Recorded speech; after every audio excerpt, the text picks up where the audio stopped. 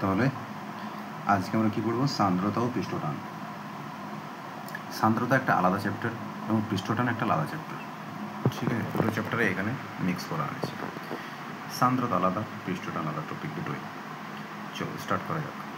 প্রবাহী। প্রবাহী কাকে বলা হবে? যারা প্রবাহ হয় তাদের প্রবাহী বলা হবে। দ্যাট মিনস তরল প্রবাহ হয়, শুনেছি, তাহলে তরল প্রবাহী। গ্যাস প্রবাহ হয়, গ্যাস প্রবাহী। তাহলে তরল এবং গ্যাসে হচ্ছে প্রবাহী। ইংলিশে একে বলে ফ্লুইড। ফ্লুইড। তাহলে যখন প্রবাহ হয় তাহলে প্রবাহটা কত ধরনের হতে পারে? ওই যে দেখছি প্রবাহীর প্রবাহ। তাহলে প্রবাহীর প্রবাহ কত ধরনের হতে পারে? দুই ধরনের হতে পারে। প্রথমত স্থির প্রবাহ বা স্তরিত প্রবাহ বা ধারারেখ প্রবাহ। প্রবাহীর প্রবাহ দু ধরনের, স্থির প্রবাহ প্রথমত, স্তরিত প্রবাহ, ধারারেখ প্রবাহ, এগুলো একটাই। আবার দু নম্বর যেটা হচ্ছে বিক্ষুব্ধ প্রবাহ বা অশান্ত প্রবাহ। এই নামগুলো মনে থাকবে। প্রবাহীর প্রবাহ দু ধরনের, স্থির প্রবাহের অপর নাম স্তরিত প্রবাহ, ওরই অপর নাম ধারারেখ প্রবাহ। দ্বিতীয় প্রবাহ দু নম্বর প্রবাহটা হচ্ছে সেটা হচ্ছে বিক্ষুব্ধ প্রবাহ এবং হচ্ছে অশান্ত প্রবাহ। এরপর আমরা এর আলোচনা করব। এর আলোচনা করলেই এর আলোচনা হয়ে যাবে। স্থির প্রবাহ কাকে বলা হবে? চলো দেখা যাচ্ছে। মনে করা যাক এই একটা নল রয়েছে, যে নলের মধ্যে দিয়ে তরল প্রবাহ হচ্ছে। ঠিক আছে, যে প্রবাহের ক্ষেত্রে প্রবাহীর প্রতিটি বিন্দুতে বেগের মান ও অভিমুখ ধ্রুবক থাকে, সময়ের সাথে পরিবর্তিত হয় না, তাকে স্থির বা স্তরিত প্রবাহ বা ধারারেখ প্রবাহ বলা হয়। অর্থাৎ এখানে যে তরলটা প্রবাহিত হয়েছে, যদি ওর প্রবাহটা এইরকম হয় যে মনে করো একটি প্রথম জলকণা, জলে যদি বানিয়ে মনে করো জলকণা, এই জলকণা যখনই এখানে আসবে, এই জলকণা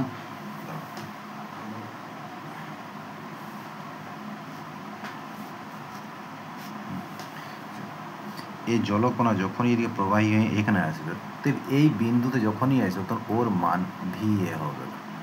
আর ওই জলকণাটা যখন গিয়ে পরে বিতে পৌঁছাবে তখন ওর মান ভিবি হবে। আর ওই জলকণাটাই যখন সি বিন্দুতে পৌঁছাবে তখন ওর মান ভিসি হবে।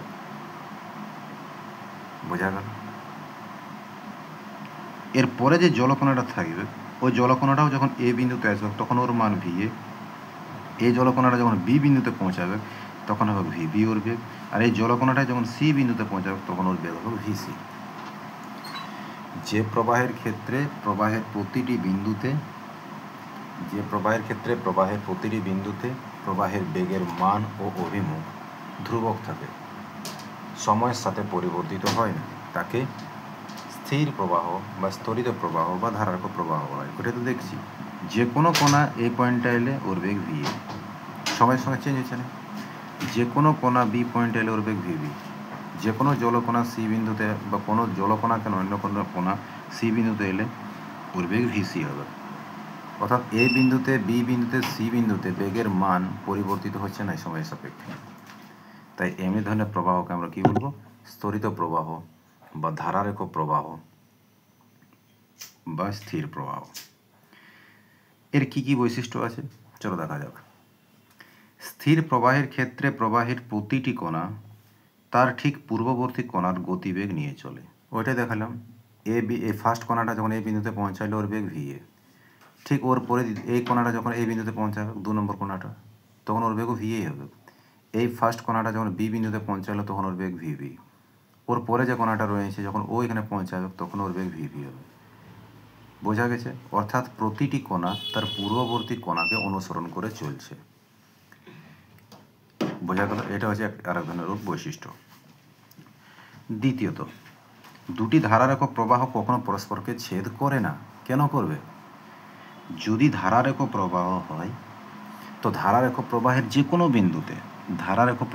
কোনো বিন্দুতে যদি স্পর্শক অঙ্কন করা হয়, যে কোনো বিন্দুতে যদি এখানে আঁকা হয়, ধারারেখ প্রবাহের যে কোনো বিন্দুতে যদি স্পর্শক অঙ্কন করা হয়, সেই স্পর্শকটি এই পার্টিকুলার বিন্দুতে বেগের অভিমুখকে নির্দেশ করবে।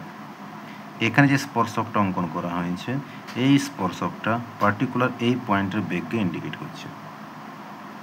তো বোঝা গেল জিনিসটা। এবং মনে করো যদি তারা ইন্টারসেক্ট করছে, যদি দুটি ধারারেখ প্রবাহ পরস্পরকে ইন্টারসেক্ট করছে, একটা ধারারেখ প্রবাহ আর একটা ধারারেখ প্রবাহ, তো এই ধারারেখ প্রবাহটার জন্য এইদিকে একটা বেগের অভিমুখ পাওয়া যাবে, আর এই ধারারেখ প্রবাহটার জন্য এইদিকে একটা বেগের অভিমুখ পাওয়া যাবে।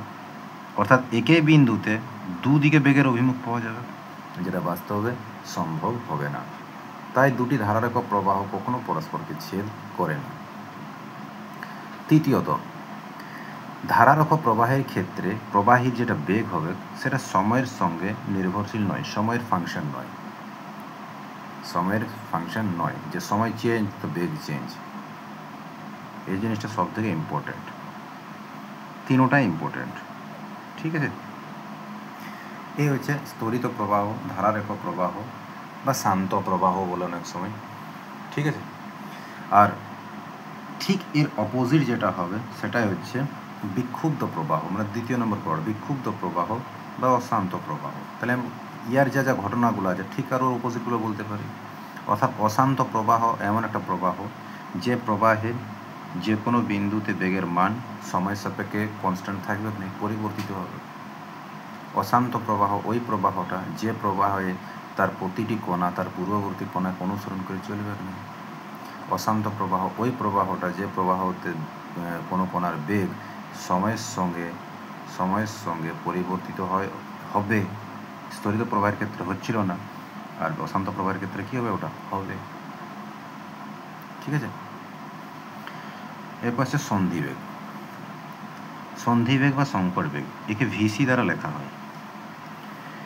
ধারারেখ প্রবাহ এর বেগের মান তো আমরা পড়লি সময়ের সঙ্গে পরিবর্তিত হয় না, কিন্তু যদি বেগ বৃদ্ধি পেতে থাকে, বৃদ্ধি পেয়ে এমন একটা সময় পৌঁছাবে, এমন একটা সর্বোচ্চ বেগে পৌঁছাবে, যে সর্বোচ্চ বেগ পেরোলই, যে সর্বোচ্চ বেগ অতিক্রম করা মাত্রই প্রবাহটি আর ধারারেখ থাকবে না, প্রবাহটি অশান্ত প্রবাহে পরিণত হয়ে যাবে। অর্থাৎ ধারারেখ প্রবাহের সম্ভাব্য সর্বোচ্চ যেটা মান সেটাকে আমরা কি বলবো, সংকট বেগ বা সন্ধি বেগ, ওকে ভিসি দ্বারা লেখা হবে। এই সংকট বেগ পেরোলেই ওই ধারারেখ প্রবাহ আর ধারারেখ থাকবে না, কিসের কনভার্ট হয়ে যাবে, অশান্ত প্রবাহ বা বিক্ষুব্ধ প্রবাহে পরিণত হয়ে যাবে। নেক্সট, সান্দ্রতা। যে ধর্মের জন্য তরল তার বিভিন্ন স্তরের আপেক্ষিক গতির বিরুদ্ধে বাধা সৃষ্টি করে তাকে তরলের সান্দ্রতা বলা হয়। তোমরা পড়েছো ফ্রিকশন পড়াচ্ছিলাম,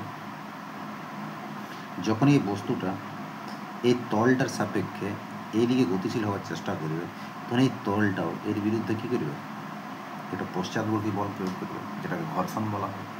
তো ঠিক তেমনি যখন কোনো একটা পাইপের মধ্য দিয়ে এইভাবে তরল প্রবাহিত হবে, সেই তরলটা তো অসংখ্য স্তরে প্রবাহিত হয়,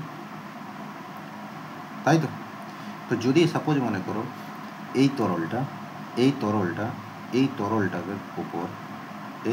তরলটার উপর বল প্রয়োগ করে সামনের দিকে গতিশীল হওয়ার চেষ্টা করছে, উপরের লেয়ারটা নিচের লেয়ারের উপর বেস করে পরে আগে দিকে গতিশীল হওয়ার চেষ্টা করছে। তো নিচের লেয়ারটা কী করবে, নিচের লেয়ারটা এর উপর একটা বল প্রয়োগ করে দেবে যাতে ও আটকে যায়। তো তরলের এই ধর্মটাকে আমরা কী বলবো, সান্দ্রতা। যে ধর্মের জন্য তরল তার বিভিন্ন স্তরের আপেক্ষিক গতির বিরুদ্ধে বাধা সৃষ্টি করে তাকে তরলের সান্দ্রতা বলা হয়।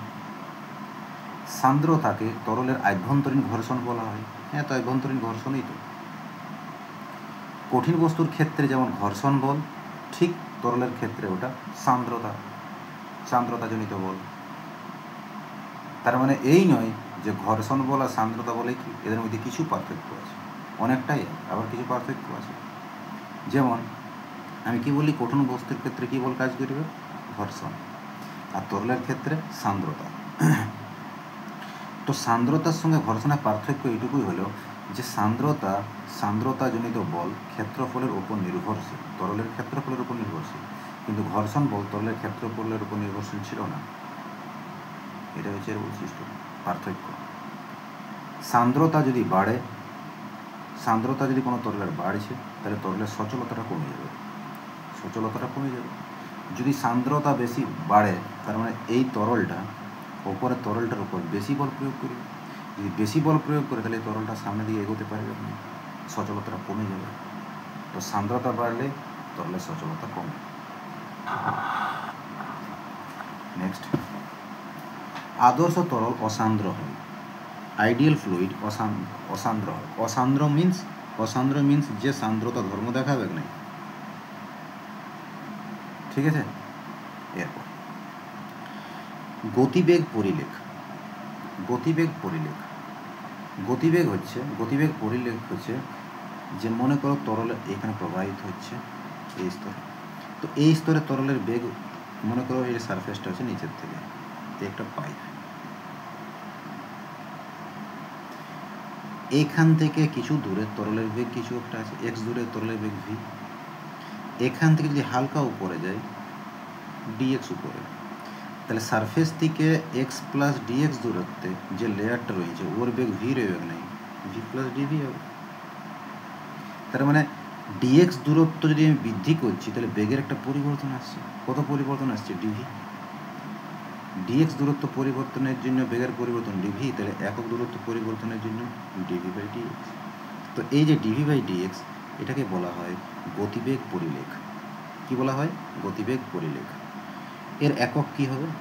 এর মাত্রা কি হবে? প্রথমত ডিভি হচ্ছে গতিবেগ, তাহলে গতিবেগের একক মিটার পার সেকেন্ড, আর নিচে হচ্ছে দূরত্বের একক মিটার, মিটার কাটানো হবে অর্থাৎ সেকেন্ড টু দি পাওয়ার -1। তাহলে গতিবেগ পরিলেখের একক হচ্ছে সেকেন্ড টু দি পাওয়ার -1। তাহলে এর মাত্রা কত হবে? এর মাত্রা হবে টি টু দি পাওয়ার -1। বোঝা গেল গতিবেগ পরিলেখ কি? একক দূরত্ব পরিবর্তনের জন্য বেগের পরিবর্তন তরলের অভ্যন্তরে। তাহলে এটি কি? এটি মনে রাখবে এটি ভেক্টর। কি ধরনের রাশি? ভেক্টর। এরপর গতিবেগ পরিলেখ যদি অসান্দ্র তরলের ক্ষেত্রে আমরা করি তো কীরকম হবে, আর যদি সান্দ্র তরলের ক্ষেত্রে করি তাহলে সেক্ষেত্রে কীরকম হবে? অসান্দ্র তরলের ক্ষেত্রে যদি করি অর্থাৎ যে তরলের সান্দ্রতা ধর্ম নেই সেই তরলের ক্ষেত্রে কী হবে? সব জায়গায় বেগ একই রকম থাকবে। তাহলে এই পার্টিকুলার পয়েন্টটাতে বেগ যত থাকবে এই পার্টিকুলার পয়েন্টে তত থাকবে, এই পার্টিকুলার পয়েন্টে তত থাকবে, বেগ বাড়া কমা হবে না সব স্তরে। তাহলে বলতে পারি এই গতিবেগ পরিলেখটি হোক সরল রেখা। কারণ এই পয়েন্টটাকে যদি এই পয়েন্টে যোগ করি এই পয়েন্টে যোগ করি তাহলে সরল রেখা করব। তাহলে গতিবেগ পরিলেখ অসান্দ্র তরলের ক্ষেত্রে কী হবে? সরল রেখা। কিন্তু সান্দ্র তরলের ক্ষেত্রে কী হবে? সান্দ্র তরলে বিভিন্ন স্তরে বিভিন্ন বেগ থাকবে, তাই না? কারণ ওর মধ্যে বিক্ষুব্ধ প্রবাহ হবে। তাহলে এই স্তরে বেগ দেখো কম, তার স্তরে আর একটু বেশি, তার স্তরে সর্বোচ্চ বেশি, তারপর আবার কম, তারপর আবার কম। তো এই বিন্দুগুলোকে যদি যোগ করা হয় তো কিসের আকার পাবে? অধিবৃত্ত পাবে। তাহলে আমি বলতে পারি গতিবেগ পরিলেখ অসান্দ্র তরলের জন্য কীরকম হবে? অসান্দ্র তরলের জন্য অধিবৃত্তের আকার হবে। ঠিক আছে। নিউটনের সূত্র কি বলছে? নিউটনের সূত্র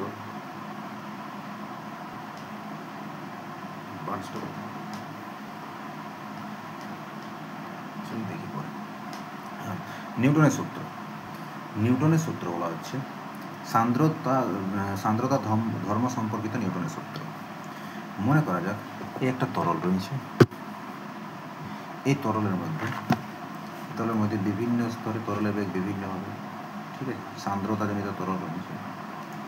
তো দেখো একদম নিচের সারফেসটা থেকে মানে এই পাইপটা যেখানে টাচ আছে পাইপটার থেকে যত আমি ওপরের দিকে উঠব তত বেগের মান বৃদ্ধি পাবে। এই যে এক্স দূরত্বে বেগ হয়েছিল ভি, আর এক্স থেকে এক্স প্লাস ডিএক্স দূরত্বে এই দূরত্বটা কত? এক্স প্লাস ডিএক্স দূরত্বে বেগ কত হবে? V plus DV. তার মানে বেগ বাড়ছে। তো বাড়তে কোথায় বেশি রইবে? সর্বোচ্চ বেগ একদম মাঝের স্তরটা অক্ষ বরাবর, পাইপের অক্ষ বরাবর এখানে বেগের মান সর্বোচ্চ হবে। ফের তারপরে কী হবে? ফের কমতে থাকবে, কারণ গতিবেগ পরিলেখটা তো এরকমই দেখাইলাম না। গতিবেগ পরিলেখটা কীরকম দেখাচ্ছে? এই যে গতিবেগ পরিলেখটা যেন বাড়বে এই কমেছে, একটু বেড়েছে, আবার বেড়ে গেছে, তারপর কী হয়েছে? আবার কম, আবার কম। তাহলে দেওয়াল থেকে যত দূরের দিকে যাবে, দেওয়াল থেকে যত অক্ষের দিকে যাবে, তো বেগের মান তত বাড়বে, তাই না? তাহলে সর্বোচ্চ কোথায় হবে? এই জায়গাটাতে। সর্বনিম্ন কোথায় হবে? দেওয়ালের যেটা, কারণ দেওয়াল আটকাবে ওকে। তো নিউটন বলছে, নিউটনের সূত্র হচ্ছে সান্দ্রতা সম্পর্কিত, যে যখনই এই তরলটা, যখনই এই মাঝের তরলটা এই তরলটার উপর বেস করে করে গতি লাভ করবে, আগের দিকে যাওয়ার চেষ্টা করবে, তো এই নিচের তরলটা এই তরলটার উপর পশ্চাৎবর্তী একটা বল প্রয়োগ করবে। এই পশ্চাৎবর্তী যে বল সেটা হচ্ছে সান্দ্রতাজনিত বল। নিউটন বলছে এই সান্দ্রতাজনিত বল যেটা, সেটা প্রপোর্শনাল টু এরিয়া। তরল স্তরের ক্ষেত্রফল কতটা আছে, এই পার্টিকুলার এরিয়াটাই কোনো ক্ষেত্রফল আছে, কত স্তরের তরল স্তরের যে ক্ষেত্রফল সেইটা কত ওঠে। তারপর A proportional to dv by dx, অর্থাৎ এখান থেকে যত আমি ওপরের দিকে যেতে থাকবো, A proportional to dv by dx, যত ওপরের দিকে যেতে থাকবো সান্দ্রতাজনিত বলও বৃদ্ধি পাবে। বেগ তো বৃদ্ধি পাচ্ছেই, আর সান্দ্রতাজনিত বলও বৃদ্ধি পাবে। এই দুটোই সূত্র দিয়েছিল, এই দুটোই নিউটন বলেছিল। সান্দ্রতাজনিত বল তরল স্তরের ক্ষেত্রফলের সমানুপাতিক এবং গতিবেগের নতিমাত্রারও সমানুপাতিক। গতিবেগের নতিমাত্রা ভেক্টর রাশি, গতিবেগের পরিলেখ, ঠিক আছে? তাহলে দুটোকে যদি এক করা হয় তাহলে এটা হবে। এখন প্রপোর্শনালের জায়গায় ইকুয়াল দিলে একটা কনস্ট্যান্ট লাগবে, সেই কনস্ট্যান্ট হচ্ছে ইটা। ইটা একটা ধ্রুবক, যে ধ্রুবকটা বলবো সান্দ্রতাঙ্ক। সান্দ্রতাঙ্কের মান তরলের প্রকৃতির উপর নির্ভর করবে, কী ধরনের তরল ইউজ করছি তার উপর নির্ভর করবে। সান্দ্রতাঙ্কের একক কী হবে, এখান থেকে যদি ইটা বার করি সমীকরণটা থেকে, ইটা সমান F by A into D by DX. বলের একক নিউটন, এর একক মিটার স্কোয়ার, ডিভি মানে বেগ, বেগের একক মিটার পার সেকেন্ড, নিচে আছে ডিএক্স মানে মিটার, মিটার মিটার কেটে যাবে, নিউটন। এই সেকেন্ডটা উপরে গেলে প্লাস হয়ে যাবে নিউটন সেকেন্ড, আর এই মিটার স্কোয়ারটা উপরে গেলে -2, তাহলে নিউটন সেকেন্ড আর m টু দি পাওয়ার -2। তো যদি আমরা পড়ি একটু ভালো করে, নিউটন পার মিটার স্কোয়ার, এটাকে আমরা পাস্কাল বলি চাপ, তাহলে এটাকে বলতে পারি পাস্কাল সেকেন্ড। বা এটার আরেকটা একক আছে, নিউটনকে আমরা কী লিখব, KG metre per second square. বল গুণিত বল সমান ভর গুণিত ত্বরণ, সেকেন্ডটা সেকেন্ডেই থাকবে, আর মিটার স্কোয়ারটা মিটার স্কোয়ার থাকবে। তার মানে যদি ক্যালকুলেশন করা হয় তাহলে কেজি, ঠিক আছে, মিটার স্কোয়ার আর এই মিটার স্কোয়ার কাটান যাবে, সরি এটা সেকেন্ড টু দি পাওয়ার -2 না, এই মিটার স্কোয়ার এখানে আছে আর এখানে একটা মিটার আছে, তাহলে কেজি মিটার কিউব, তাই না?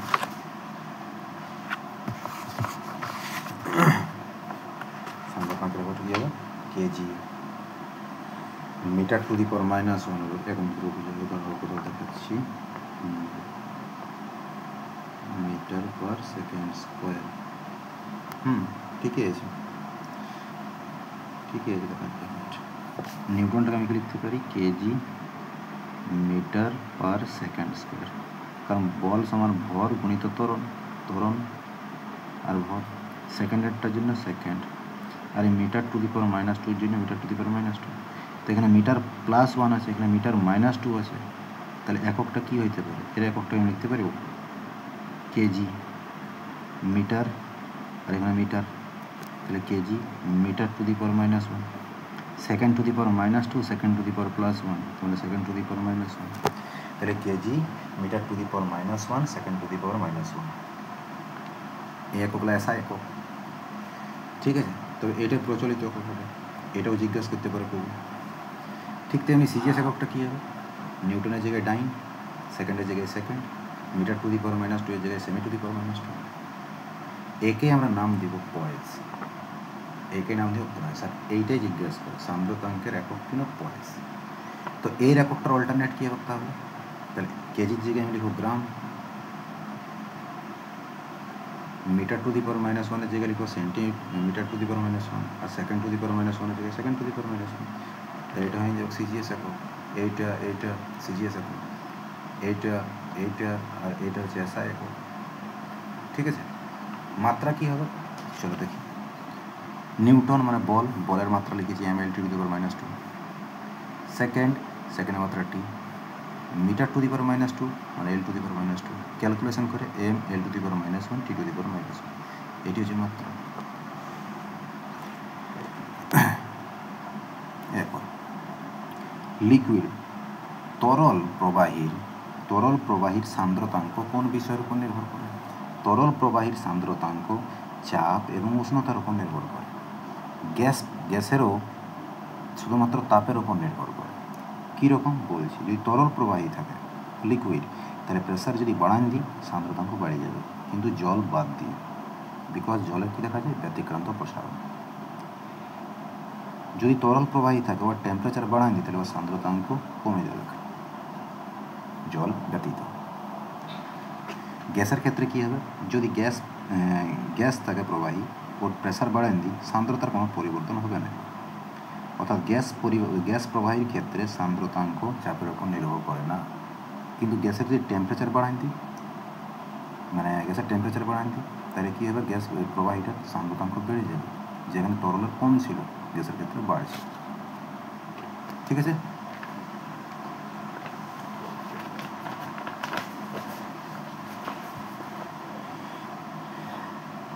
সন্ধিবেগ ও রেনল্ডস সংখ্যা। আগেই বলা হয়েছিল সন্ধিবেগ কী জিনিস। সন্ধিবেগ হচ্ছে ধারারেখ প্রবাহের একটা সর্বোচ্চ মান থাকবে, যে সর্বোচ্চ মান ক্রস করলে ধারারেখ প্রবাহটা অশান্ত প্রবাহে পরিণত হয়ে যাবে। ওই সর্বোচ্চ মানটাকে আমরা কী বলব, সন্ধিবেগ বা সংকট বেগ। পরীক্ষা করে প্রমাণ করা গেছে যে সংকট বেগের মান যে প্রবাহ হচ্ছে তার ঘনত্বের ব্যস্তানুপাতিক। ঠিক আছে। প্রবাহীটার সান্দ্রতাঙ্কের সমানুপাতিক, যে প্রবাহীটা বইছে, আর এই প্রবাহীটার এটা হচ্ছে বৈশিষ্ট্যমূলক দৈর্ঘ্য। এটা কী বলা হয়, এল মানে বৈশিষ্ট্যমূলক দৈর্ঘ্যের ব্যস্তানুপাতিক। বৈশিষ্ট্যমূলক দৈর্ঘ্য। এবার তোমার মাথায় ঢুকে গেছে বৈশিষ্ট্যমূলক দৈর্ঘ্যটা কি। মনে করা যাক একটা প্রবাহী এই নলের মধ্যে দিয়ে প্রবাহ হচ্ছে। তো এই যে নলের যেটা ব্যাস সেটা হচ্ছে বৈশিষ্ট্যমূলক দৈর্ঘ্য। তোমরা বলতে পারো সংকট যেটা বেগ সেটা নলের ব্যাসের ব্যস্তানুপাতিক, সংকট বেগ প্রবাহীর সান্দ্রতাঙ্কের সমানুপাতিক, সংকট বেগ প্রবাহীর ঘনত্বের ব্যস্তানুপাতিক। এই তিনোটা লকে যদি কম্বাইন করা হয় আর প্রপোর্শনালে যদি একটা ইকুয়াল দিই, সেই ইকুয়ালটা হচ্ছে RE। এই RE-কে বলা হবে রেনল্ডস নাম্বার, রেনল্ডস সংখ্যা। ঠিক আছে। যেহেতু এই কনস্ট্যান্ট, মনে রাখবে রেনল্ডস কনস্ট্যান্ট, তাই এককহীন এবং একক নেই আর মাত্রা নেই, এককহীন এবং মাত্রাহীন। যদি ক্যালকুলেট করে দেখা যায় দেখবে ফেটে যাবে, এককহীন ও মাত্রাহীন। জাস্ট তাহলে এককহীন মাত্রা নেই, তাহলে আছে কি জাস্ট ভ্যালু। কত হয় ভ্যালু 2300। রেনল্ডস সংখ্যার মান 2300 হলেই, 2300 এই পারে হলেই, রেনল্ডস সংখ্যার মান 2300 থেকে যদি কম হয়ে যায় তাহলে প্রবাহীটি কী হবে, ধারারেখ প্রবাহী থাকবে। আর 2300 থেকে বেশি হতে গেলে কিসে কনভার্ট হয়ে যাবে, অশান্ত প্রবাহ। এই যেটা বললাম ভিসি, তো ভিসি কার সঙ্গে ডিপেন্ডেন্ট, REর সঙ্গে। যদি REর মান 2300 থেকে, যদি REর মান রেনল্ডস নাম্বারের মান 2300 থেকে কম হয়ে যায় তাহলে সেক্ষেত্রে কী হয়ে যাবে, ধারারেখ প্রবাহে থাকবে। আর যদি রেনল্ডস নাম্বারের মান 2300 থেকে বেশি হয়ে যায় তাহলে এই প্রবাহটাই অশান্ত প্রবাহে পরিণত হয়ে যাবে। নেক্সট, সীমান্ত বেগ বা প্রান্তীয় বেগ। কথাটা বলি, মনে করা যাক একটা সান্দ্র তরল রাখা হয়েছে কোনো একটা পাত্রে, উপর থেকে ছোট একটা লোহার বলকে আমি ফেলে দিচ্ছি। যখন এই লোহার বলটা নিচে পড়বে তো দেখবে এই স্তরে যে তরলটা ছিল আগে সেই তরলটা এর সঙ্গেই যাবে। সান্দ্র তরল বলতে জেলি টাইপের ইমাজিন করো, জেলি পুরো থকথকে। তো মনে করো এখানে থকথকে কোনো পদার্থ আছে, এর উপর একটা লোহার বল পড়ছে, তো এই তরলটা যেখানে ছিল, যে থকথকে পদার্থটা ছিল সেটা দেখবে তলে চলে যাবে। যদি বলটা আরও নিচের দিকে যায় তো দেখবে ওই তরলটা তো যাচ্ছেই, তার সঙ্গে সঙ্গে আবার পাশের তরলটাও আবার চলে যাবে। এইভাবে তরলটা যখন আরও যাবে তো এইভাবে একটা আকার ধারণ করবে, তরলটা নিয়েই চলবে। মানে বলটা এই পরিবাহী যে প্রবাহীটা রয়েছে, প্রবাহীর কিছু অংশ নিয়ে পরেই চলবে, চলে যাবে। কিসের জন্য যাচ্ছে, কারণ অভিকর্ষ বলের জন্য নিচের দিকে গেলে।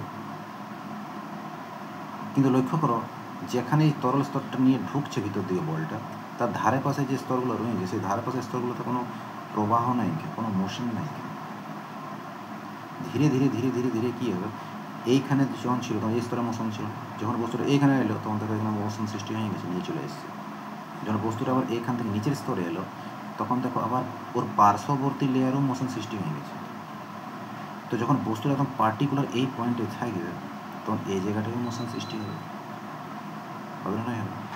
আর এই বস্তুটা অভিকর্ষ বলের জন্য নিচের দিকে যাওয়ার চেষ্টা করবে, আর সান্দ্রতাজনিত বল যেটা এফ সেটা আটকাবার চেষ্টা করবে। কারণ সান্দ্রতা বলে কী বলবো, আপেক্ষিক গতির বিরুদ্ধে কাজ করবে। যখন এই তরল স্তরটা গতিশীল হওয়ার চেষ্টা করবে তখন এই তরল স্তরটা আটকাবে। এর নিচের তরল স্তরটা যখনই নিচের দিকে গতিশীল হওয়ার চেষ্টা করবে তো এই তরল স্তরটা আটকাবে। তাহলে এটা সান্দ্রতাজনিত বল। ঢুকেছে মাথায়? এমন এক সময় হয়ে যাবে কি সান্দ্রতাজনিত বল মানে এই বস্তুটির ওপর লব্ধি বল জিরো হয়ে যাবে। কিছু সময় পরে বস্তুটির উপর লব্ধি বল জিরো হয়ে যাবে। লব্ধি বল জিরো হওয়া তার মানে কি, সমবেগে চলা, বেগ কনস্ট্যান্ট হওয়া। তাহলে ওই যে বস্তুটা যে কনস্ট্যান্ট বেগে গিরবে সেই বেগটাকে বলি সীমান্ত বেগ বা প্রান্তীয় বেগ।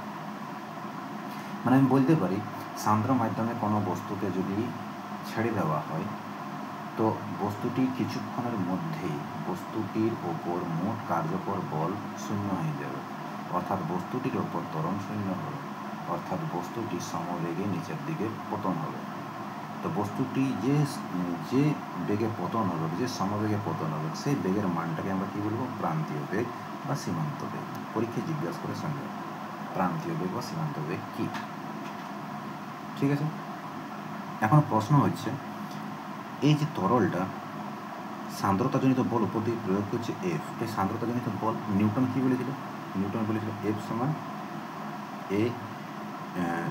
ইটা এ ডিভি বাই ডিএক্স, তাই না?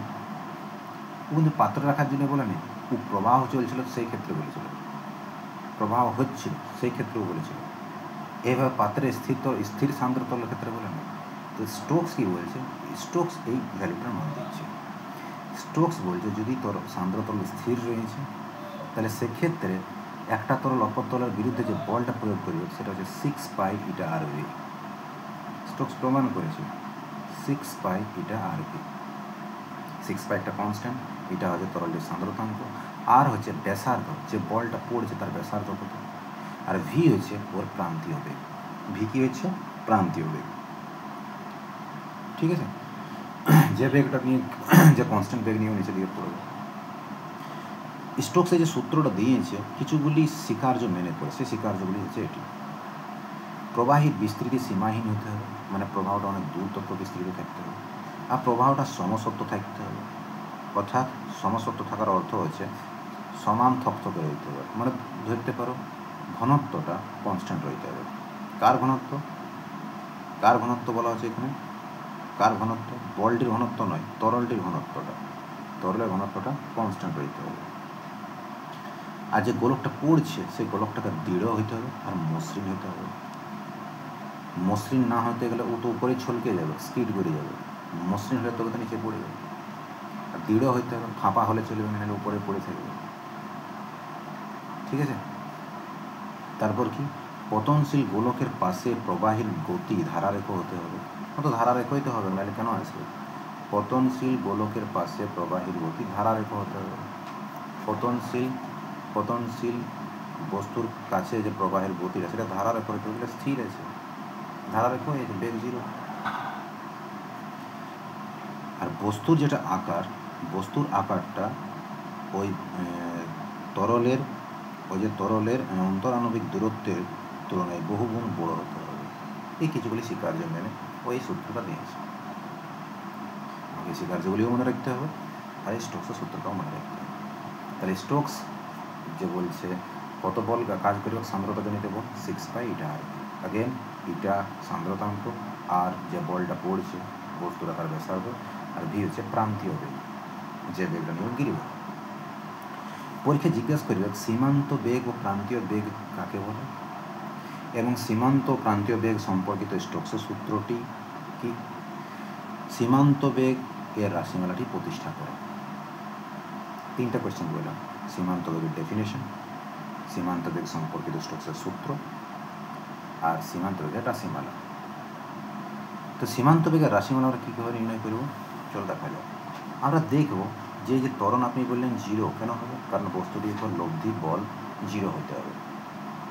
তো বস্তুটির উপরে যে mg বলটা নিচের দিকে কাজ করছে, তাই না? তো mg বলটা নিচের দিকে, mg মানে ওজন, বল নিচের দিকে। আর কি বল কাজ করছে স্যার? এই যে স্টোকস বলছে সান্দ্রতাজনিত বল কাজ করবে উপর দিকে, তো সান্দ্রতাজনিত বল উপরের দিকে, ঠিক আছে? আর কি বল কাজ করতে পারে? প্লাবক বল, বাউন্স ফোর্স, আর্কিমিডিসে প্লাবক বল, প্লাবক বলটা উপর দিকে কাজ করবে, পড়েছো তোমরা আর্কিমিডিস। এবারে প্লাবক বলের রাশিমালা কি হবে? প্লাবক বলের রাশিমালা হচ্ছে এল কিউ রো জি। এল কিউ, এল মানে হচ্ছে আয়তন, এল কিউ মানে হচ্ছে আয়তন। তো বস্তুটির আয়তন কত হবে? বস্তুটির আয়তন 3.5 পাই আর ইন্টু রো জি। রোটা কি হচ্ছে? যে তরলটা রাখা হয়েছে তার ঘনত্ব, আর যে বস্তুটা পড়েছে তার ঘনত্ব কত? রো। যে তরলটা রাখা হয়েছে তার ঘনত্ব কত? সিগমা। তো প্লাবক বলের রাশিমালা হবে 4.3 পাই আর কিউ সিগমা ইন্টু জি। কেন? এটা হচ্ছে 4.3 পাই আর কিউ আয়তন এবং সিগমা হচ্ছে ঘনত্ব। তাহলে আয়তন ইন্টু ঘনত্ব মানে ভর ইন্টু জি মানে ওজন। প্লাবক বলটা যে ফোর্সটা লাগাচ্ছে উপর দিকে সেটা হচ্ছে 4.3 পাই আর কিউ সিগমা ইন্টু জি। সান্দ্রতা বল স্টোকস দিয়েছে 6 পাই এটা আর ওজনটা বস্তুটির 4.3 পাই আর কিউ রো জি। 4.3 পাই আর কিউ মানে বস্তুটির আয়তন আর রো হচ্ছে বস্তুটির ঘনত্ব। তাহলে আয়তন বলতে ঘনত্ব মানে ভর ইন্টু জি মানে জি। বোঝা গেল? তোমরা পড়েছো আর কি মিলেছে? যদি কোনো একটা বস্তুর আয়তন 5 সেন্টিমিটার কিউ আর যদি কোনো তরলে ছাড়ি দেওয়া হয় তো 5 সেন্টিমিটার কিউয়ের এই তরলকে অপসারিত করবে, তাই না? তো তাই প্লাবক বলের রাশিমালায় বস্তুর আয়তন আর অপসারিত তরলের আয়তন সমান হবে। তাই জন্য এই প্লাবক বল বার করছি তখন দেখো বস্তুর আয়তনটাই বসিয়েছি। যাই হোক, তো 6 পাই এটা আর ভি থেকে আমি ভি ক্যালকুলেট করে নিলাম, এইটাকে ওই পাশে নিয়ে নেওয়ার পরে তাহলে ভি সমান কত হবে? 2/9 r square rho minus sigma g by এটা। তাহলে যে পরীক্ষা যে জিজ্ঞাসা করে, আচ্ছা বলো এটা প্রতিষ্ঠিত হয়নি বলো, পরীক্ষা যদি জিজ্ঞাসা করে প্রান্তীয় বেগের মান কোন কোন বিষয়ের উপর নির্ভরশীল, তখন তোমাকে লিখতে হবে পতনশীল বস্তুর ব্যাসার্ধের বর্গের সমানুপাতিক, সান্দ্রতাঙ্কের ব্যস্তানুপাতিক, তাই না? আর বস্তুটির ঘনত্ব আর তরলের ঘনত্বের অন্তরফলের সমানুপাতিক। এই হচ্ছে, বোঝা গেছে? নেক্সট, তরল প্রবাহের হার। তরল প্রবাহের হার বলতে আমরা কি বলবো? নলের মধ্যে যে কোনো প্রস্থচ্ছেদ দিয়ে প্রতি সেকেন্ডে যে আয়তনে তরল প্রবাহিত হবে। কোনো একটা নল রয়েছে, এই নলের মধ্যে যে কোনো প্রস্থচ্ছেদ দিয়ে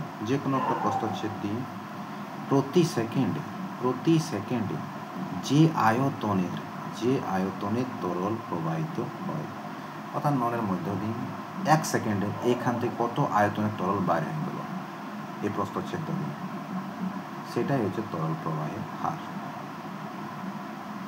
চলো দেখা যাক। মনে করা যাক যে তরলটা প্রবাহিত হচ্ছে, তার বেগ হচ্ছে ভি, ঠিক আছে? এইটা যদি ক্ষেত্রফল আলফা হয় তাহলে এই প্রস্থচ্ছেদেরটারও ক্ষেত্রফল আলফা হবে, এই জায়গাটাও আলফা হবে, এই জায়গাটাও আলফা হবে। তরলের বেগ হচ্ছে ভি। আচ্ছা বলো, কোনো বস্তুর বেগ 5 মিটার পার সেকেন্ড, এর মানে কি? এর মানে এই ভাবো না যে বস্তুটি 1 সেকেন্ডে কত দূরত্ব অতিক্রম করছে? 5 মিটার। তার মানে তুমি এটাকে বলবো যে বস্তুটি প্রতি সেকেন্ডে কত দূরত্ব অতিক্রম করছে? 5 মিটার। তাহলে কোনো বস্তুর বেগ 5 মিটার পার সেকেন্ড হলে প্রতি সেকেন্ডেও 5 মিটার দূরত্ব অতিক্রম করবে। তাহলে তরলের বেগ যদি ভি হয় তাহলে তরলটি প্রতি সেকেন্ডে ভি দূরত্ব অতিক্রম করবে, তাই না?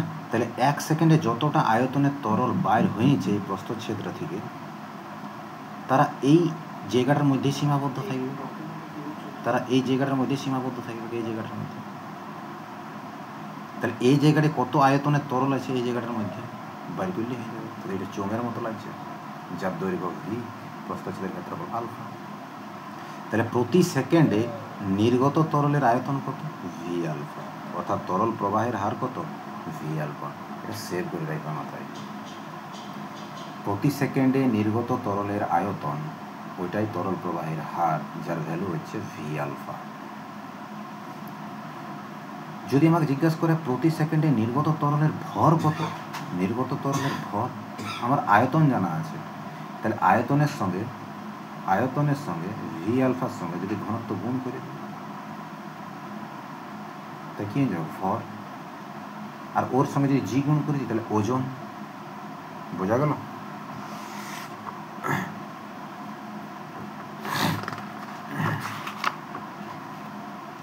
ঠিক আছে, জিটা আমি বোঝাবার জন্য দিয়েছিলাম, জি লিখলে ওজন হয়ে যাবে।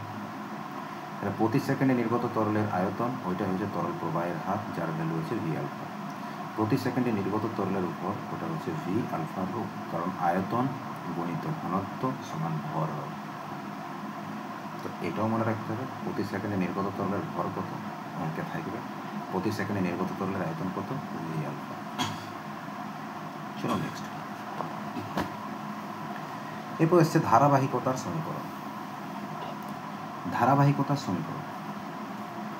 ধারাবাহিকতার সমীকরণে কি বলে, কোনো নলের মধ্য দিয়ে যদি আদর্শ প্রবাহী রয়েছে, তো শুরুই পড়াচ্ছি আদর্শ প্রবাহী কোনটা, যাদের অসান্দ্র থাকবে, যাদের সান্দ্রতা থাকবে না, আদর্শ প্রবাহী কি হয়, অসান্দ্র হবে।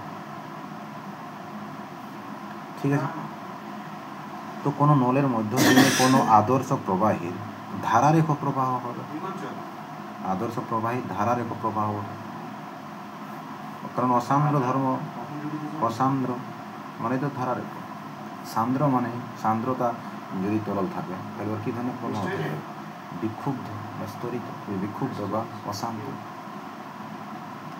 তো কোনো নলের মধ্য দিয়ে যদি আদর্শ প্রবাহী বইছে, অর্থাৎ আদর্শ প্রবাহী মানে হচ্ছে অসান্দ্র প্রবাহী বইছে, আর অসান্দ্র প্রবাহী বইলেই ওর প্রবাহটা কী ধরনের প্রবাহ হবে, ধারারেখ প্রবাহ। তো কোনো নলের মধ্য দিয়ে আদর্শ প্রবাহীর ধারারেখ প্রবাহ থাকলে পরে যে কোনো প্রস্থচ্ছেদ দিয়ে প্রতি সেকেন্ডে প্রবাহিত প্রবাহীর ভর একই থাকে। প্রতি সেকেন্ডে যে কোনো প্রস্থচ্ছেদ দিয়ে প্রতি সেকেন্ডে কত ভর বার হচ্ছে, অর্থাৎ এইখান দিয়ে যতটা তরল বাইর হবে, যত ভরের প্রতি সেকেন্ডে যত তরল নির্গত হবে ওয়ার ভর, আর এইখান থেকে প্রতি সেকেন্ডে যতটা তরল নির্গত হবে ওয়ার ভর, দুটো একই থাকবে। এটাই হচ্ছে ধারাবাহিকতার সমীকরণ। পরীক্ষা জিজ্ঞেস করে ধারাবাহিকতার সমীকরণ বলতে কি বোঝো, তো তোমাকে এটাই লিখতে হবে যে আদর্শ প্রবাহী ধারারেখ প্রবাহ বজায় থাকলে যে কোনো প্রস্থচ্ছেদের মধ্য দিয়ে প্রতি সেকেন্ডে নির্গত তরলের ভর একই থাকে। যে কোনো প্রস্থচ্ছেদ দিয়ে এখান দিয়ে বাড়লেও যত ভর থাকবে প্রতি সেকেন্ডে, এখান দিয়ে বাড়লেও ততটাই ভর থাকবে। তাই সুবিধার্থে আমি একটা নল কনসিডার করেছি, যে নলটা এইভাবে এক জায়গায় মোটা আর অংশ সরু। এখানে একটা প্রস্থচ্ছেদ কল্পনা করেছি এ, এখানে একটা প্রস্থচ্ছেদ কল্পনা করেছি বি। তো বোঝো এখানে যখন তরলটা প্রবাহিত ওর বেগ ধরেছি V1 ওঠে, আর এইখানে যখন তরলটা প্রবাহিত হচ্ছে তখন ঘনত্ব ρ1। কারণ দেখো এখানে আয়তনটা বেশি আছে, এখানে আয়তনটা কম আছে, তাই না, এখানে ক্ষেত্রফলটা কম আছে, তাহলে এখানে কী হবে, অল্প ঘন হবে, তো ঘনত্ব ρ2, আলাদা আলাদা ঘনত্ব, তাই না। এখানে বেগ কত, V2, এই প্রস্থচ্ছেদের ক্ষেত্রফল কত, α2, এই প্রস্থচ্ছেদের ক্ষেত্রফল কত, α1। তাই একটা নলেরই দুটা প্রান্তে আমি আলাদা আলাদা ক্ষেত্রফল, আলাদা আলাদা ঘনত্ব আর আলাদা আলাদা বেগ করি, তাই না। তো ধারাবাহিকতার সমীকরণ অনুযায়ী এ তল দিয়ে যত বার হবে নির্গত তরলের ভর, এ তল দিয়ে নির্গত তরলের ভর সমান বি তল দিয়ে নির্গত তরলের ভর। তাহলে নির্গত তরলের ভর এখনই পরের পেজে দেখা যায় কী হয়, ভি আলফা রো। তাহলে এখানে কত ভর নির্গত হচ্ছে প্রতি সেকেন্ডে, V1 α1 ρ1, V1 α1 ρ1। এখানে কত হবে, V2 α2 ρ2। তার মানে কি V1 α1 ρ1 সমান V2 α2 ρ2। তার মানে কি বলতে পারি, V আলফা রো সমান কনস্ট্যান্ট। ভিটা হচ্ছে বেগ প্রবাহী, আলফাটা হচ্ছে প্রস্থচ্ছেদের ক্ষেত্রফল, আর রোটা হচ্ছে ঘনত্ব। প্রবাহী যদি অসংনম্য হয়, অসংনম্য মানে ওর উপর ফোর্স লাগালে ওর কিছুর পরিবর্তন হবে না। প্রবাহে যদি অসংলগ্ন হয়, অসংলগ্ন হওয়ার অর্থ হচ্ছে ফোর্স লাগলে পিছলে যাওয়ার মতো, কোনো জিনিসের উপর ফোর্স লাগা শুধু পিছলে যাচ্ছে, ওটা হচ্ছে অসংলগ্ন। তো প্রবাহে যদি অসংলগ্ন হয় তাহলে তো ঘনত্বের পরিবর্তন হবে। এই যে দুটো পয়েন্টে দুটো আলাদা আলাদা ঘনত্ব দেখাচ্ছি, ρ1 আর ρ2, ওটা হবে না, দুটো একই ওঠে, তাই না? তো যদি অসংলগ্ন হয়ে যায় তাহলে কী হবে? অসংলগ্ন হলে ρ1 ρ2টা কনস্ট্যান্ট হয়ে যাবে। তো আমি সমীকরণটি রো টাইম বাদ দিয়ে দেবো, তাহলে ভি আলফা সমান কনস্ট্যান্ট হয়ে যাবে। তাহলে ভি আলফা সমান কনস্ট্যান্ট, অর্থাৎ v proportional to 1/α, v proportional to 1/α। তোমরা হয়তো লক্ষ্য করেছো, তোমরা যদি বাগানের চারা গাছে জল দাও পাইপে করে, তো দেখবে অনেক দূরে যদি কোনো চারা গাছ রয়েছে, ওকে যদি আমার জল দেওয়ার আছে, তো আমি কী করবো? নলের ওই যে পাইপের মুখটা টিপে দেবো। কেন টিপে দেবো? তাতে কী হবে? যখন আমি টিপে দেবো পাইপের মুখটা, তখন দেখবে ক্ষেত্রফলটা কমে যাবে। যদি ক্ষেত্রফলটা কমে যাবে তো এখান থেকে নির্গত তরলের বেগটা বেড়ে যাবে। আর যদি বেড়ে যায় বেগটা, তো দূরের যে চারা গাছগুলো রয়েছে সেগুলো ভিজে যাবে। বোঝা গেল না? তো এই হচ্ছে ধারাবাহিকতার সমীকরণ। আমরা অ্যাকচুয়ালি এখানে ধারাবাহিকতার সমীকরণের কাজে লাগাই। যে এই ছবিটা এখানে টিপে রেখে, তাহলে এখানে যে বেগটা হবে, এখানে যে তরলের যে বেগটা হবে সেটা নিশ্চয়ই বেশি হবে, কারণ ক্ষেত্রফল কম, তার মানে এখানে বেগটা V2 গ্রেটার দেন V1। কেন হবে? Because α2 is less than α1। তবে না ওই বেশি দূর গিয়ে এখানে চারা গাছগুলোকে জল দেবে। তো এই হচ্ছে ধারাবাহিকতার সমীকরণ, ঠিক আছে? অর্থাৎ ধারাবাহিকতার সমীকরণ এর থেকে আমরা এটাও বলতে পারি যে প্রবাহী নলে কোনো প্রস্থচ্ছেদের মধ্য দিয়ে তরল প্রবাহের বেগ ওই প্রস্থচ্ছেদের ক্ষেত্রফলের ব্যস্তানুপাতিক। ধারাবাহিকতার সমীকরণ ভরের সংরক্ষণ সূত্রকে প্রকাশ করে। রিমেম্বার, ধারাবাহিকতার যেটা সমীকরণ সেটা ভরের সংরক্ষণ সূত্রকে প্রকাশ করে। ধারাবাহিকতার সমীকরণ বলে কি? যে এখানে প্রতি সেকেন্ডে যত ভরের তরল বার হচ্ছে, এখানেও কত ভরেরই তরল বার হবে। তাই ভরেরই তো সংরক্ষণ সূত্রকে মেনে চলছে। তাহলে ধারাবাহিকতার সমীকরণ ভরের সংরক্ষণ সূত্রকে মেনে চলে। নেক্সট, ধারারেখ প্রবাহের ক্ষেত্রে তরলের শক্তি। ধারারেখ প্রবাহের ক্ষেত্রে তরলের শক্তি, দেখো কোনো প্রবাহী যদি প্রবাহিত হচ্ছে আর ধারারেখ প্রবাহিত হচ্ছে, তাহলে ওর তিন ধরনের শক্তি থাকতে পারে। প্রথমত গতি, প্রবাহ হচ্ছে তাহলে গতিশক্তি থাকবে। দ্বিতীয়ত স্থিতিশক্তি থাকবে, কারণ কিছু না কিছু হাইটে রয়ে গেছে ভূপৃষ্ঠ থেকে। আর তৃতীয়ত প্রেশার এনার্জি, মানে চাপ শক্তি থাকবে। তাহলে ধারারেখ প্রবাহের ক্ষেত্রে তিন ধরনের শক্তি থাকবে প্রবাহের মধ্যে: কাইনেটিক এনার্জি, পোটেনশিয়াল এনার্জি আর চাপ শক্তি। কাইনেটিক এনার্জির ফর্মুলা আমরা জানি, কাইনেটিক এনার্জি ½ mv² হয়। যদি একক ভরে গতিশক্তি বার করতে হয় তাহলে একক ভরে m ভরে গতিশক্তি হচ্ছে এইটা, তাই না? m ভরে গতিশক্তি হচ্ছে এটা, তাহলে একক ভরে গতিশক্তি m দিয়ে ভাগ করে দেবেন। m দিয়ে তাহলে কত হবে? একক ভরে গতিশক্তি v²/2। একক আয়তনে গতিশক্তি কত হবে? একক ভরের গতিশক্তির ক্ষেত্রে আমরা ভর দিয়ে ভাগ করলাম, তাহলে একক আয়তনের গতিশক্তির ক্ষেত্রে আমরা কী দিয়ে ভাগ করব? আয়তন দিয়ে ভাগ করে দেব। তাহলে এই কাইনেটিক এনার্জিকে আয়তন দিয়ে ভাগ করে দিয়েছি, তাহলে ½mv², নিচে আয়তন m/v মানে ঘনত্ব, তাহলে ½ ρd²। একক আয়তনে গতিশক্তি ½ ρd², একক ভরে গতিশক্তি ½ v²। তাহলে মনে রাখবে, কাজে লাগবে, কাজে খুব কাজে লাগবে। ঠিক আছে, আর কি কি এনার্জি থাকতে পারে? Potential energy. পোটেনশিয়াল এনার্জি কি ফর্মুলা mgh। তাহলে একক ভরে পোটেনশিয়াল এনার্জি কত হবে? ইয়াকে ভর দিয়ে ভাগ করে দেবো, ভর দিয়ে ভাগ করলে একক আয়তনের গতিশক্তি কত হবে? একক আয়তনের স্থির শক্তি, ইয়াকে আয়তন দিয়ে ভাগ করে দেবো, তাহলে m/v মানে রয়েছে h। এরপর আছে প্রেসার এনার্জি। মনে করা যায় একটা পাত্রে রো ঘনত্বের একটা তরল রাখা আছে, আর এই পাত্রটার নিচে এই একটা ছোট ছিদ্র আছে, যে ছিদ্রটার ক্ষেত্রফল আলফা। আর এই ছিদ্রটা একটু দূরত্ব গেছে, আর এখানে আমি যাতে জলটা বা ওই তরলটা বার না হয়ে যায় তার জন্য একটা পিস্টন লাগিয়েছি এবং জাস্ট গোড়াটা। তখন বলো তরলের এই নিচের বিন্দুতে কত হাইটে আছে? কোনো একটা হাইটে আছে। তো এইখানে এই তরলটা এই পার্টিকুলার এই লেয়ারটাতে চাপ প্রয়োগ করবে কি না করবে, যেটা তরলের চাপ হবে, পড়েছো তোমরা ব্যারোমিটারে HOG।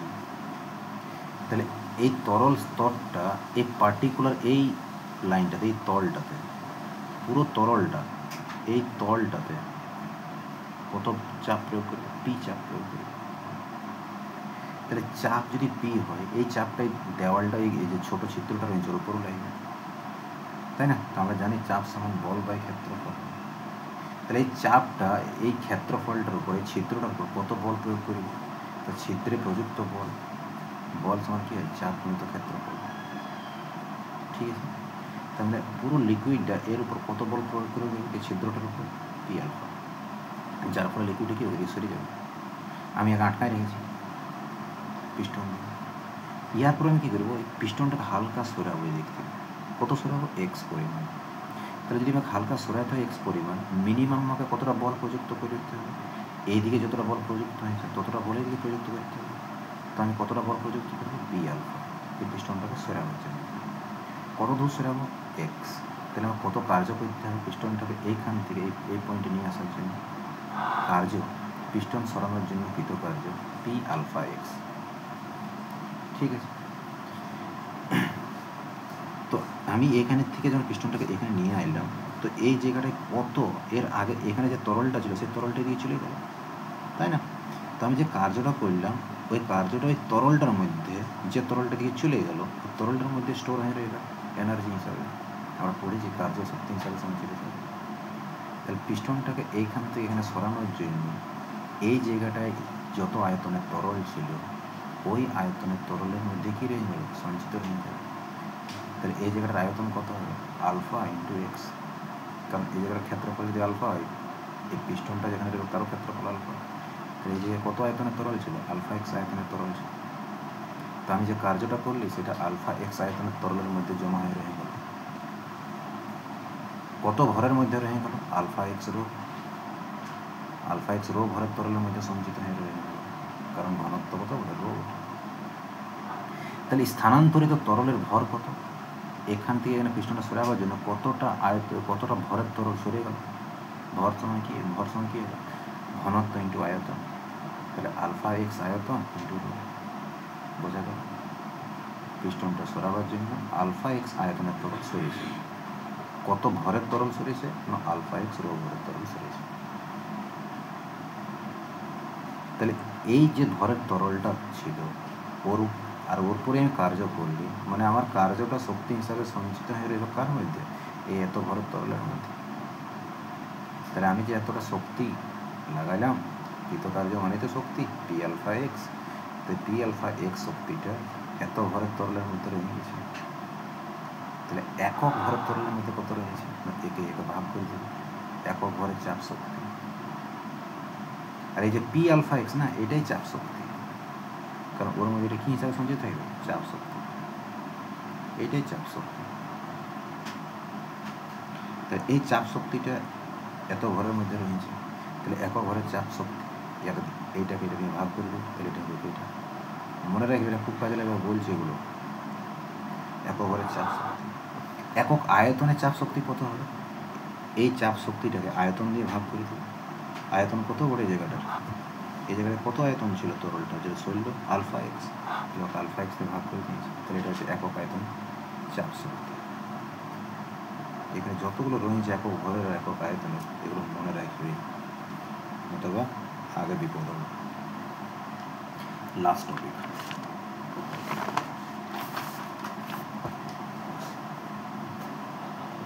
বার্নৌলির উপপাদ্য। বার্নৌলি কি বলছে? বার্নৌলি বলছে আদর্শ তরলের ধারারেখ প্রভাব। আগেন আদর্শ তরল কি ধরনের হবে? অসান্দ্র। সান্দ্র মানে যা সান্দ্রতা থাকবে না, সান্দ্রতা না থাকলেই ধারারেখ প্রবাহই হবে, হইতে পারে প্রবাহের চান্স। তো আদর্শ তরলের ধারারেখ প্রবাহ হলে প্রবাহের সব বিন্দুতে যে কোনো বিন্দুতে একক আয়তনে স্থিতিশক্তি, একক আয়তনে গতিশক্তি, একক আয়তনে চাপ শক্তির সমষ্টিটা ধ্রুবক থাকবে। এটি হচ্ছে বার্নৌলির উপপাদ্য। বার্নৌলি বলছে কোথাও যদি ধারারেখ প্রবাহ হচ্ছে, ওই ধারারেখ প্রবাহের যে কোনো বিন্দুতে র্যান্ডাম সেদিক এই বিন্দুতে এই বিন্দুতে একক আয়তনে গতিশক্তি কত, এই বিন্দুতে একক আয়তনে স্থিতিশক্তি কত, এই পয়েন্টে একক আয়তনে চাপ শক্তি কত, এই তিনোটা শক্তিকে যদি যোগ করি তো কত পাবো, ধ্রুবক পাবো সবসময়। এইখানে যত এনার্জি পাওয়া যাবে, আমি যদি এখানে একটা পয়েন্ট নিই আর এইখানে যদি একক আয়তনে গতিশক্তি, একক আয়তনে স্থিতিশক্তি, একক আয়তনে চাপ শক্তি যোগ করি, এখানেও একই থাকবে। এখানে যদি 100 পাওয়া যায়, এখানেও 100 পাওয়া যায়।